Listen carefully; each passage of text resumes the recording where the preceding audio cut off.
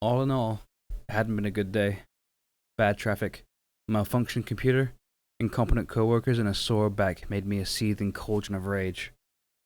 But, more importantly for this story, it had been over 48 hours since I'd last taken a dump.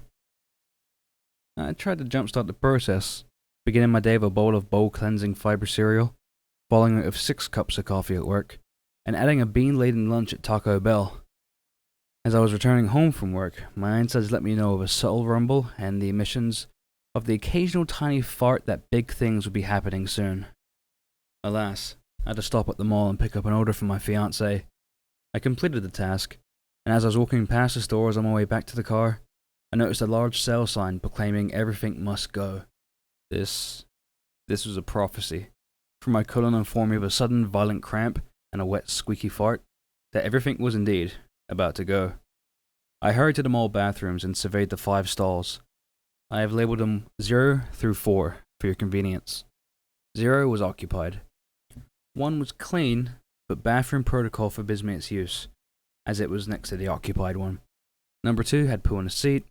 Number 3, poo and toilet paper in the bowl, unidentifiable liquid splattered on seat. And number 4, no toilet paper, no stall door, an unidentifiable sticky object near the base.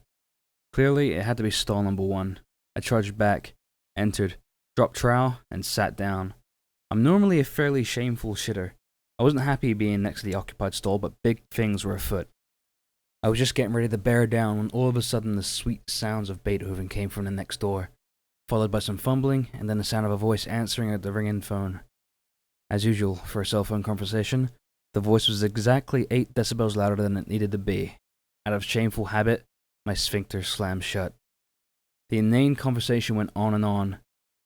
Mr. Shitter was blathering to Mrs. Shitter about the shitty day he had. I sat there, cramped and miserable, waiting for him to finish. As the loud conversation dragged on, I became angrier and angrier, thinking that I, too, had a crappy day. And I was too polite to yak about it in public. My bowels let me know in no uncertain terms that if I didn't get the crapping soon, my day would be getting even crappier.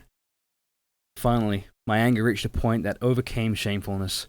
I no longer cared. I gripped the toilet paper with one hand, braced the other hand against the side of the stall, and pushed with all my might. I was rewarded with a fart of colossal magnitude, a cross between someone ripping a very wet bedsheet in half and of plywood being torn from the wall. The sound gradually transitioned into a heavily modulated low RPM tone, not unlike someone firing up a Harley Davidson. I managed to hit a resonance frequency of the stall, and it shook, gently. Once my ass cheeks stopped flapping in the breeze, 3 things became apparent. The next door conversation had ceased. My colon's continued seizing indicated that there was more to come, and lastly, the bathroom was now beset by a horrible, eldritch stench. It was as if the gateway to hell had been opened. The foul miasma quickly made its way underneath the stall and began choking my poopmate. This initial herald fart had ended his conversation in mid-sentence. "Oh my God," I heard him utter, following it with suppressed sounds of choking, and then, "No, baby, that wasn't me. You could hear that?" Now there was no stopping me. I pushed for all I was worth. I could swear that in the resulting cacophony of rips, squirts, splashes, poots, and blasts, I was actually lifted slightly off the pot. The amount of stuff in me was incredible. It sprayed against the bowl with tremendous force. Later in surveying the damage, I seen that liquid poo had actually managed to ricochet out of the bowl and run down the side onto the floor. But, for now, all I could do was hang on for the ride. Next door, I could hear him fumbling with the paper dispenser as he desperately tried to finish his task. Little snatches of conversation made themselves heard over my anal symphony. "Gotta go. Horrible. Throw up in my mouth. Not make it. Tell kids. Love them. Oh God." Followed by more sounds of suppressed gagging and retching. Alas, it is evidently difficult to hold one's phone and wipe one's bum at the same time. Just as my high-pressure abuse of the toilet was winding down, I heard a plop and a splash from next door, followed by the sting of swear words and gags. My poopmate had dropped his phone in the toilet. There was a lull in my production, and the restroom became deathly quiet. I can envision him standing there, wondering what to do. A final anal announcement came trumpeting from my behind, small chunks plopping noisily into the water, and that must have been the last straw. I heard a flush, a fumbling with the lock, and the store door was thrown open. The last thing I heard was him running out the bathroom, slamming the door behind him. After a considerable amount of paperwork, I got up and surveyed the damage. I felt bad for the person who'd be forced to deal with this, but I knew that flushing wasn't an option. No toilet in the world could handle that unholy mess. Flushing would only lead to the floor being flooded with filth.